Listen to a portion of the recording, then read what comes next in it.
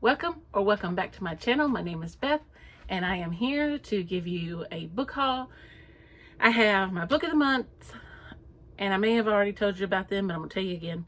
And some books that I've gotten in the mail that I've ordered. And sorry about that, my computer is on.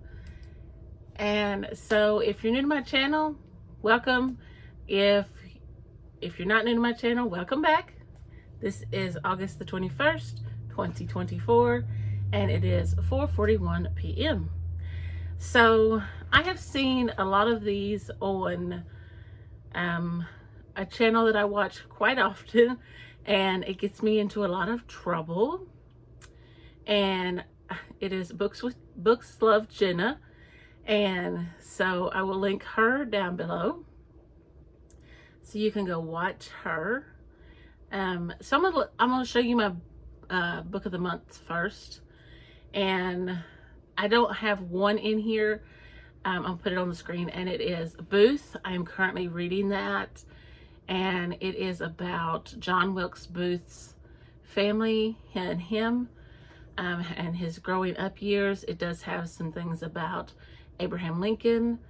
This author did a very good job describing and, you know, taking you back in through the lives of these people and what they went through. And I'm really enjoying that. And as a history teacher, I appreciate seeing the other side of that. You know, you see Abraham Lincoln's side in several books, and, you know, you want to see all sides of the picture too. Okay, so my book of the month was actually The Wedding People. I don't know how I'm going to feel about this. And this is by Allison Espach. And it says, it's a beautiful day in Newport, Rhode Island when Phoebe Stone arrives at the Grand Cornwall Inn wearing a green dress and gold heels. Not a bag in sight, alone. She's immediately mistaken by everyone in the lobby for one of the wedding people, but she's actually the only guest at the Cornwall who isn't here for the big event. Phoebe is here because she's dreamed of coming for years. She hoped to shuck oysters and take sunset sails with her husband, only now she's here without him at rock bottom and determined to have one last decadent splurge on herself. Meanwhile, the bride has accounted for every detail and every possible disaster the weekend might yield except for, well, Phoebe and Phoebe's plan, which makes it that much more surprising when the two women can't stop confiding in each other. So I just think it'll be a really nice read. The friendship that they might begin. So the next one that I picked up was an add-on, and it was for weekends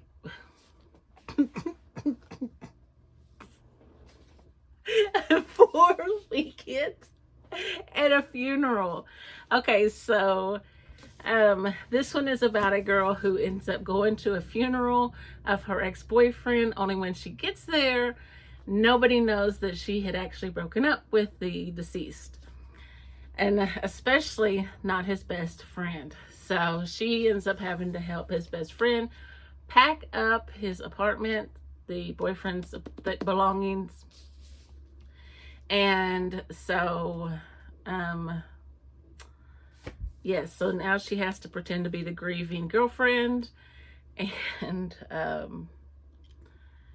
yes, the boyfriend had actually broken up with her several weeks before he passed on. So, yes. And the more time she spends with the best friend, the more she ends up liking him. So yeah, I'm excited about this one. This one is a debut novel, and I had to read it. I have to read it for my 52 books in 52 weeks. It's supposed to be a debut novel in the later half of 2024. And then the other book of the month that I got is for the month of August, is All the Colors of the Dark by Chris Whitaker. And I just have to read this one to you. 1975 is the time of change in America. The Vietnam War is ending. Muhammad Ali is fighting Joe Frazier. And in the small town of Montclair, Missouri, girls are disappearing. When the daughter of a wealthy family is targeted, the most unlikely hero emerges. Patch, a local boy who saves the girl and in doing so leaves heartache in his wake. Patch and those who love him soon discover that the line between triumph and tragedy has never been finer, and that their search for answers will lead them in truths that could mean losing one another. And it says it's a missing person mystery, a serial killer thriller, a love story, and a unique twist on each. All the Colors of the Dark is about what lurks in the shadows of obsession and the blinding light of hope. All right, now the books that I ordered. The first one was definitely one that I saw on Books Love Jenna's channel, is The Family Plot. And this is by Megan Collins. It says, at 26, Dahlia Lighthouse is haunted by her upbringing. Raised in a secluded island mansion deep in the woods and kept isolated by her true crime obsessed parents. She is unable to move beyond the disappearance of her twin brother Andy when they were 16. Following her father's death, Dahlia returns to the house where the family makes a gruesome discovery. Buried in their father's plot is another body, Andy's. Dahlia is quick to blame Andy's murder on the serial killer who terrorized the island for decades. But as she grapples with her own grief and horror, she realizes that her eccentric family and the mansion itself may hold the answers to what happened to her twin. Then I picked up The Pickwick Papers by Charles Dickens. Definitely a buy because I saw it reviewed on Jenna's channel. I don't think this needs a, yeah. Then I got The Forgotten Letters of Esther Durant by Katie Nunn. And this has two different timelines it shows on the back. 1951. In the shadow of the Second World War, Esther Durant, a young mother, is committed to an isolated mental asylum by her husband. Run by a pioneering psychiatrist, the hospital is at first Esther's prison, but soon surprisingly becomes her refuge. 2018, free-spirited marine scientist Rachel Parker embarks on a research posting on the Isles of Scilly, off the Cornish coast. When a violent storm forces her to take shelter on a far-flung island, she discovers a collection of hidden love letters. Captivated by their passion and tenderness, Rachel is determined to track down the intended recipient. But she has no idea of the far-reaching consequences her decision will bring. Then I ordered, for my Jane Eyre readathon, I ordered Katie London's from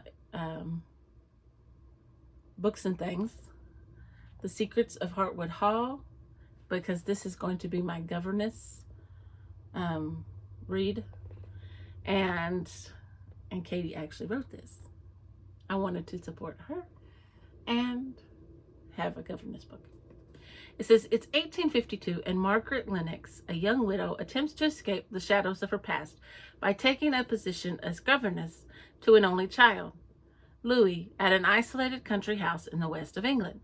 But Margaret soon starts to feel that something isn't quite right. There are strange figures in the dark, tensions between servants, and an abandoned East Wing. Even stranger is the local gossip surrounding Mrs. Eversham, Louis's widowed mother, who is deeply distrusted in the village. Lonely and unsure where to turn, Margaret finds a distraction in a forbidden relationship with the gardener Paul.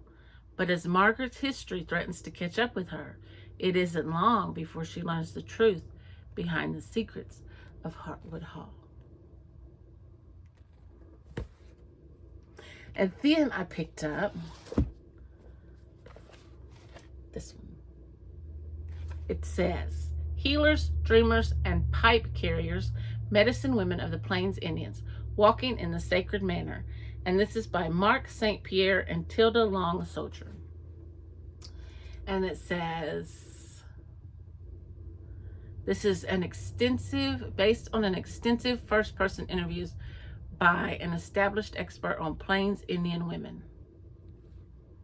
Through interviews with holy women and the families of women healers, Mark St. Pierre and Tilda Long Soldier paint a rich and varied portrait of a society and its traditions.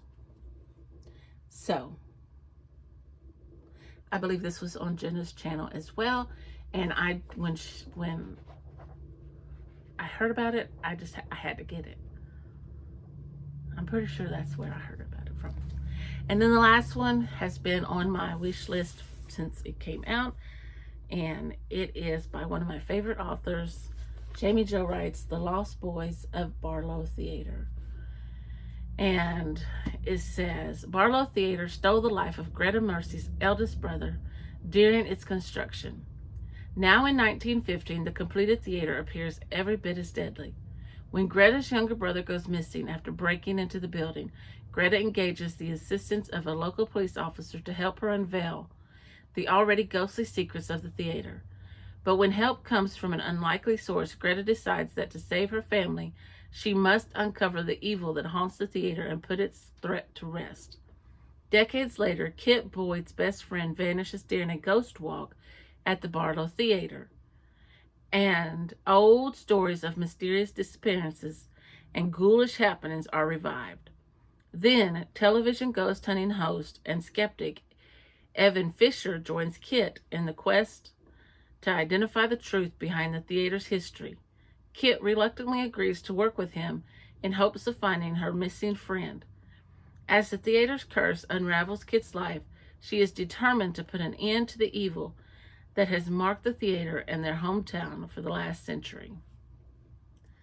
So I am so excited for all of these books, and I can't wait to read them and tell you all about them. So if you enjoyed this video, please give me a thumbs up, and if you haven't subscribed already, click that subscribe button, and I'll see you in that next video.